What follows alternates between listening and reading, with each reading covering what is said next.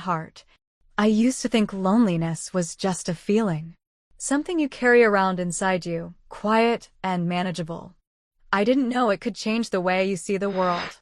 The way it could sneak into every corner of your life until it was all you could taste, all you could breathe. I lived in a beautiful house on the edge of a quiet street, big enough for a family we never got around to having. Big enough for dreams that never quite took root. Every window looked out onto neat little lawns, happy little families. And every night I sat by those windows, waiting for a man who always had somewhere else to be. Eric, my husband, my partner, the man I promised to love and honor even when it hurt. He wasn't a bad man. He wasn't cruel.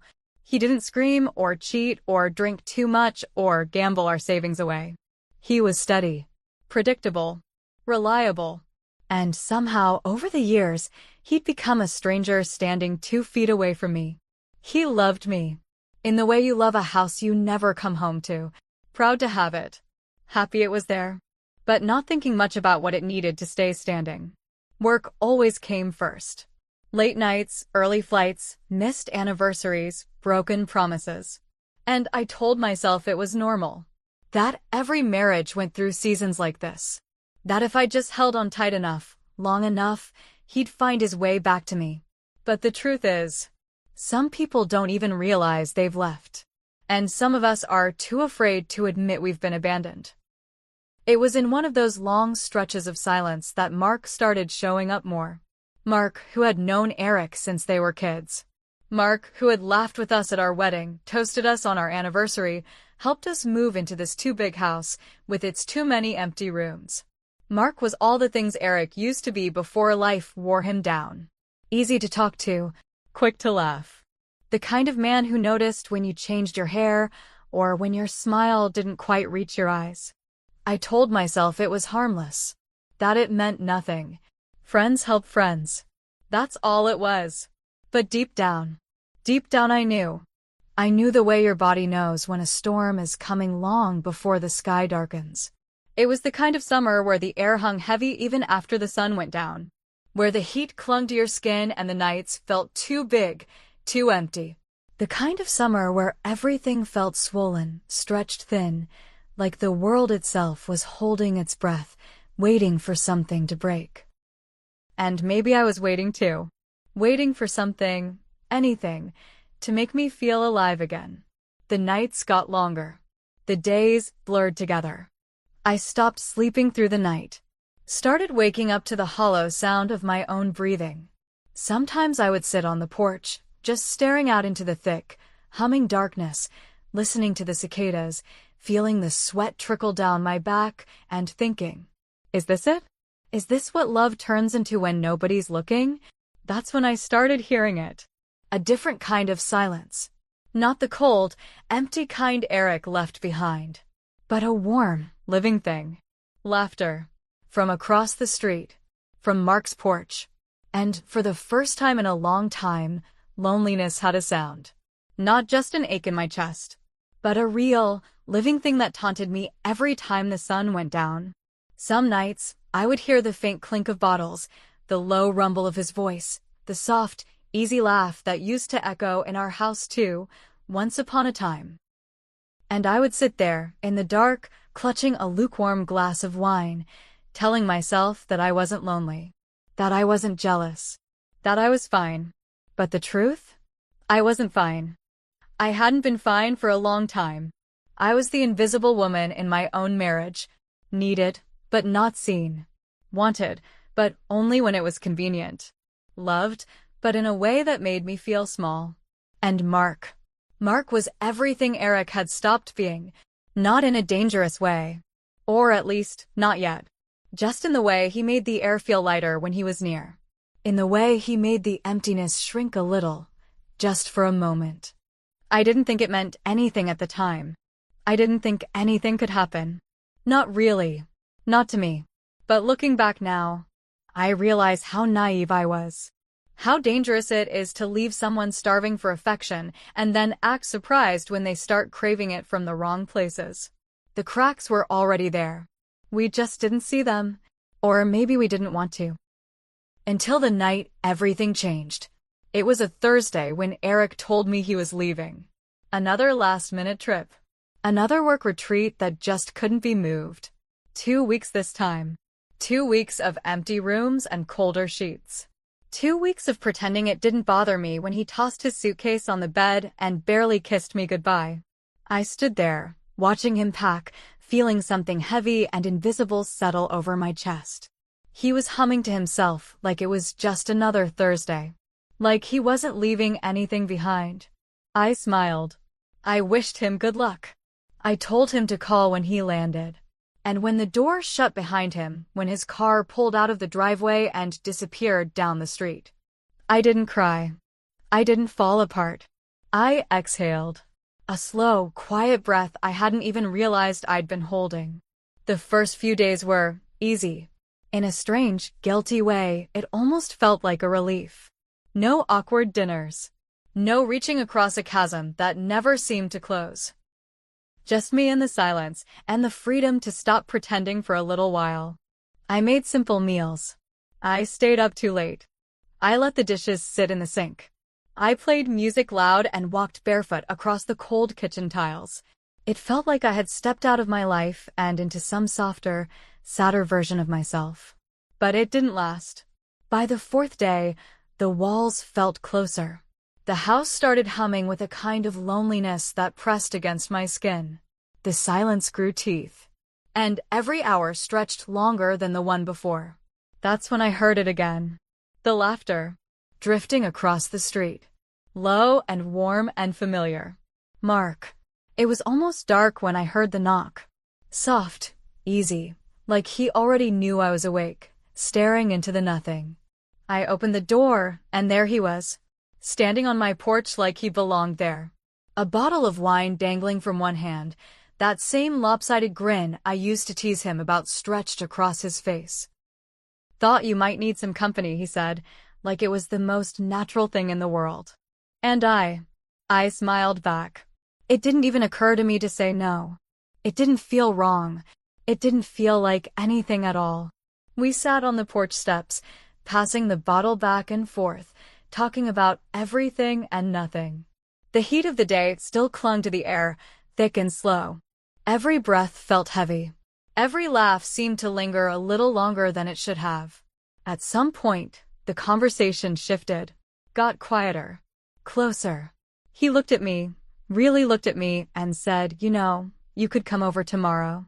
We'll have dinner. Just friends. Nothing weird." And I nodded. Like it was the most innocent thing in the world. Like it meant nothing. I told myself it was harmless. A way to pass another long, empty night. A way to feel a little less invisible for a few hours. It felt like pulling a thorn out before it could burrow too deep. But what I didn't know was that I was already bleeding. I just hadn't felt it yet. That night, after Mark left, I sat alone in the living room. The bottle of wine was still half full, sitting on the coffee table, catching the soft glow from the porch light outside. I stared at it for a long time, like it might have the answer I was too afraid to say out loud. Dinner. Just dinner. Nothing weird. That's what he said. That's what I told myself too. But deep down, something twisted in my gut. A small, uneasy flutter I didn't want to name. I walked through the house, touching things that suddenly felt foreign. The edge of the couch where Eric used to sit, glued to his laptop. The cold handle of the fridge door I opened and closed 100 times a week without anyone ever noticing. The bed, still half made, still too big for just me. I sat on the edge of it and let my mind drift. To all the nights I reached for him under the covers and found nothing but distance. To all the unanswered texts. The missed calls. The birthdays marked by apology flowers and promises that always came too late. The anniversaries spent alone with takeout and a fading hope that next year would be different. I wasn't craving romance. I wasn't craving sex. I was craving existence. To be seen by someone, anyone. To feel, even for a moment, like I wasn't fading into the walls of my own life. And Mark. He saw me. Or at least, he made me believe he did. I kept playing it over and over in my head. How he smiled when he looked at me. How he didn't check his phone every 5 minutes. How he laughed like the world wasn't pulling him in 100 different directions. Like I was enough to keep him still for a while. It's just dinner. It's just Mark. I'm still married. I'm still faithful. Right? The words felt hollow even as I thought them. A thin, shaky shield I wrapped around myself because the truth was too dangerous to touch. The heart has a way of hearing what it wants to hear. It knows how to take the words and twist them just enough to make them fit. It knows how to silence the parts of you that are screaming for you to turn back. I told myself that loneliness wasn't an excuse. That needing something didn't give you permission to break everything you promised to protect. But even as I told myself all the right things, I felt the ground shifting under my feet. Subtle. Soft. Like standing on sand right before the tide rushes in. I wasn't stupid. I wasn't naive. I knew the rules. But rules don't mean much when you've been starving long enough. When every polite smile and casual touch feels like a sip of water in a desert you don't even remember walking into. I sat there for hours, watching the shadows stretch across the walls, listening to the clock tick away the seconds. And somewhere between midnight and morning, I made a decision. Or maybe I let the decision make me. Tomorrow, I would go. Tomorrow, I would sit across from Mark and pretend we were just friends. Tomorrow, I would pretend that the small, dangerous thing growing between us wasn't real. And maybe if I pretended hard enough, it would all stay harmless. Maybe if I smiled wide enough, laughed loud enough, looked away fast enough, I could keep pretending until the pretending became true. I didn't know then how much pretending can cost. How much weight one tiny lie can carry. How something so small, so innocent, can crack open a life you thought was safe. I didn't know then that there are some doors you can't ever close again once they've been opened. But I was about to find out. The next evening, I stood in front of the mirror longer than I should have. Changing outfits 3 times. Telling myself it didn't matter. Telling myself it wasn't a date. It wasn't anything. Just dinner between friends. The house across the street glowed soft and welcoming in the early summer dusk. Mark had left the porch light on. It felt almost too easy to cross that distance. Just a few steps between 2 doorways. Between 2 different versions of myself. When he opened the door, he smiled like he'd been waiting for me all day. No judgment. No hesitation. Just that easy, open way he had about him. We ate on his back porch. The food was simple, grilled chicken, corn on the cob, a salad he sheepishly admitted he bought pre-made. We talked about everything and nothing. Old movies, the neighbors, ridiculous stories from high school that made me laugh louder than I had in months. And maybe it was the wine. Or the warm, heavy air. Or the way Mark looked at me like I was a secret he was grateful to know. But everything felt electric. Every glance. Every brush of his arm when he passed me a plate. Every laugh that lingered just a little too long. By the end of the night, when I stood to leave, he didn't touch me. Didn't say anything out of place. Just smiled and said, "Same time tomorrow?" And I nodded. Because saying no would have felt like breaking something delicate we had just started building. And I wasn't ready to break anything. Not yet. The second night was easier. Too easy. Like we had slipped into some private world where everything outside the porch lights didn't exist. We ate pizza straight from the box, sitting side by side on his living room floor. I can't even remember half of what we talked about. It wasn't about the words. It was about the way it felt. The way he laughed at my bad jokes. The way his knee brushed mine, and neither of us moved away. The way his fingers accidentally, or maybe not accidentally, grazed mine when he passed me another slice. It was a small thing. A stupid thing. The kind of touch you could explain away 100 different ways. But my body noticed. Every nerve in my skin noticed. And when I got up to leave, his hug lasted a little longer than it needed to. Just a few seconds. But long enough for me to feel the quiet war happening inside my chest. Long enough for me to wonder if I was still pretending. or if I had already crossed a line I couldn't see. I didn't sleep much that night. Every time I closed my eyes, I could still feel the warmth of his hand on my back. Still hear the low rumble of his voice in my ear when he said goodnight. Still feel that part of me that had been asleep for so long start to wake up. The third night, he invited me over for a movie. No big deal. Just a movie.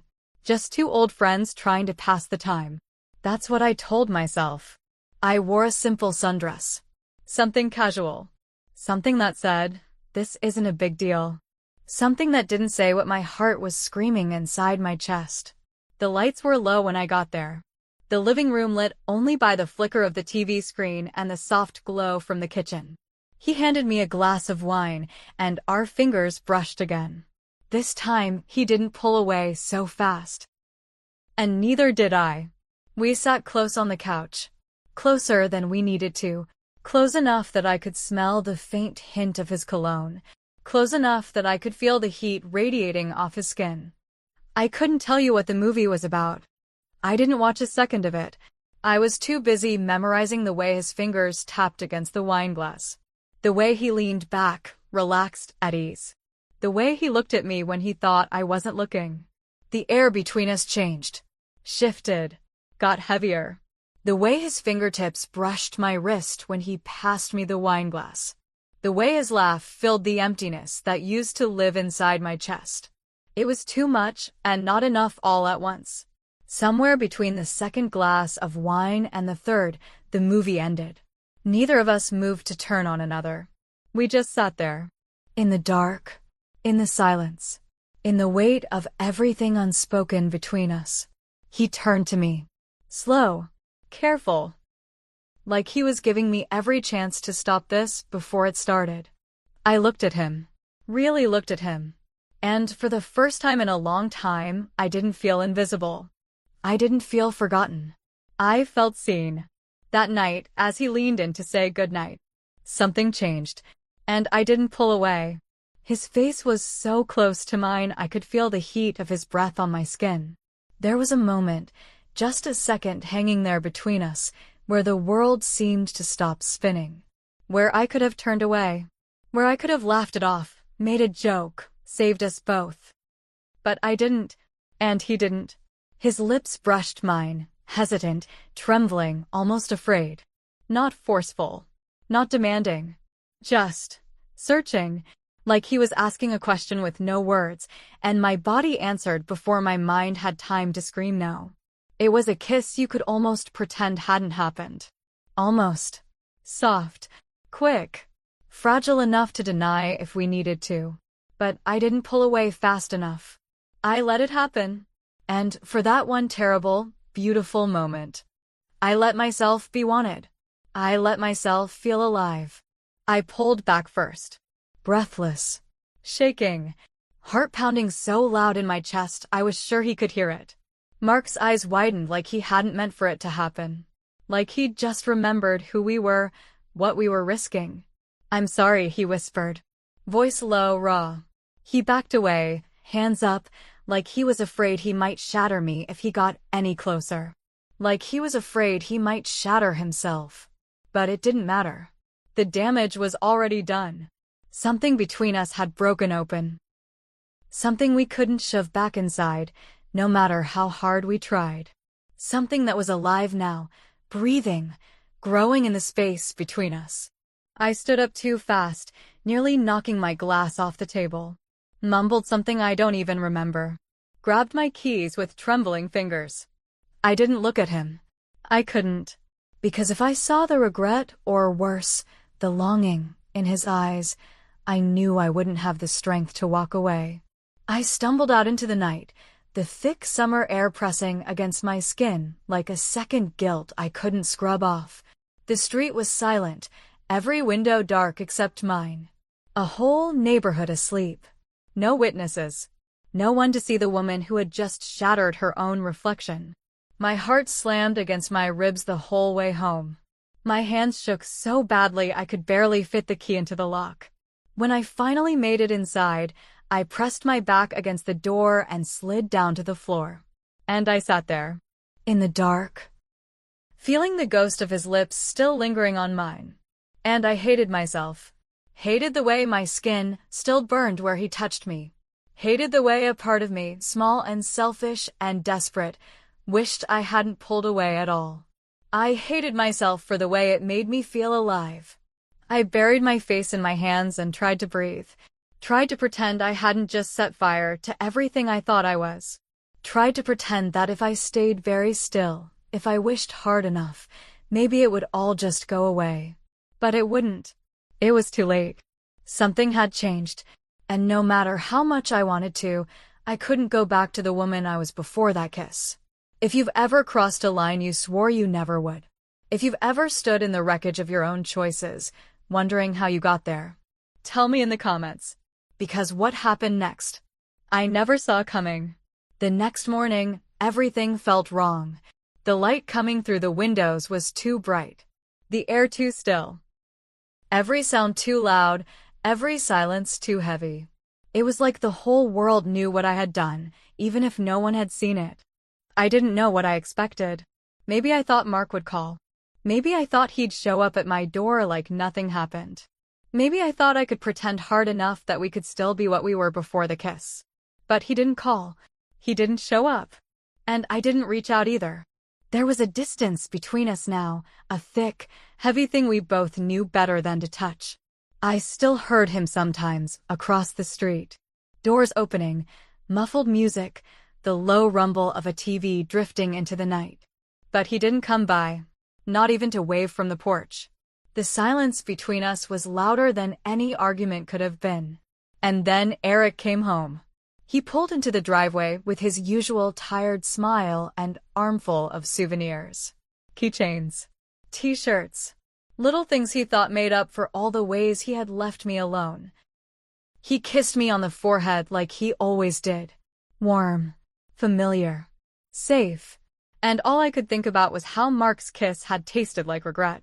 Eric unpacked his bags while telling me stories about his trip, the meetings, the golf games, the coworkers I'd never met. He laughed when he talked about the late nights, the endless drinks, the jokes that didn't even seem funny anymore. And I laughed too, the sound brittle and hollow in my own ears. He didn't notice. Or maybe he didn't want to. That night, we sat side by side on the couch, his arm around my shoulder, the TV flickering mindlessly in front of us, his thumb absently tracing circles on my arm, the way he used to when we first got married. And I felt like I was drowning. Not because I didn't love him, but because I did. And because loving him hadn't been enough to stop what happened.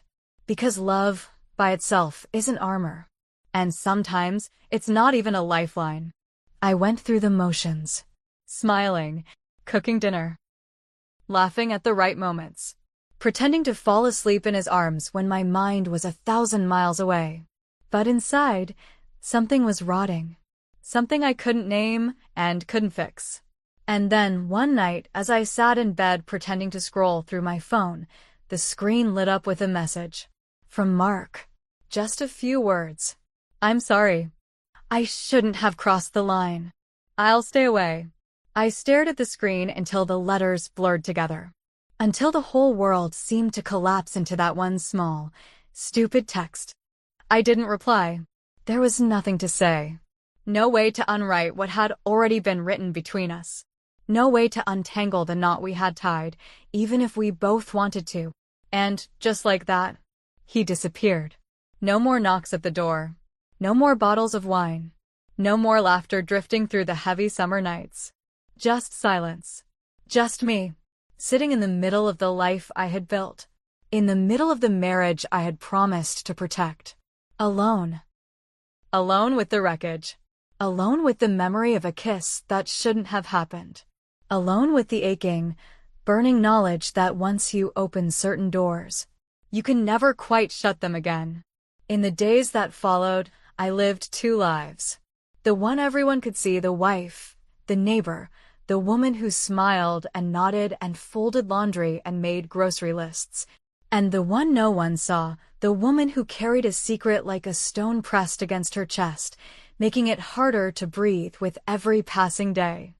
I kept asking myself the same questions, over and over, turning them around in my head like pieces of a puzzle that didn't quite fit. Was it betrayal, if nothing really happened? If it was just a kiss, just a moment, just a breath shared too long between two people who should have known better? Was that enough to shatter the vows we swore? Or was the real betrayal something deeper? Older? Something that had started long before Mark leaned in that night. Long before his lips brushed mine. Long before I let myself believe, even for a second, that someone else could make me feel whole again. Is longing itself a betrayal? Is the quiet ache of wanting someone else to see you, to choose you, to make you feel alive again enough to call everything you promised into question? I thought about Eric. About the man I married. About the way he used to look at me like I was something he'd never quite believe he deserved. About the way he used to hold me just a little too tight, like he was afraid I might disappear if he let go. When did we lose that? Was it the late nights? The missed calls? The dinners eaten alone while he worked through another crisis I wasn't part of? Or was it me? Was it the part of me that stopped fighting for his attention when it got too exhausting? The part that started building walls instead of bridges, brick by lonely brick? Was the marriage already broken long before Mark touched my hand? Maybe that kiss wasn't the beginning. Maybe it was just the moment the cracks we refused to see finally split wide open. Maybe the real betrayal wasn't the kiss. Maybe it was the 1,000 times before that I dreamed of it. The 1,000 quiet moments I wished someone else's laughter filled my house. The 1,000 empty nights I curled up alone and wondered if love was supposed to feel this hollow. Maybe it was every time I smiled when I wanted to scream. Every time I said, "It's okay," when it wasn't. Every time I swallowed my own loneliness so deep it started to taste like survival. The guilt gnawed at me. A slow, steady ache that never quite faded, no matter how many times I tried to tell myself it didn't count. That it wasn't real. That I was still a good wife because I hadn't gone any further. But late at night, when the house was dark and Eric's breathing was soft and steady beside me, I would lie awake staring at the ceiling, feeling the guilt wrap itself tighter and tighter around my ribs until it hurt to breathe. Because deep down I knew, you don't have to touch someone to betray the life you built. Sometimes, all it takes is wanting. And I wanted. I wanted so badly it scared me.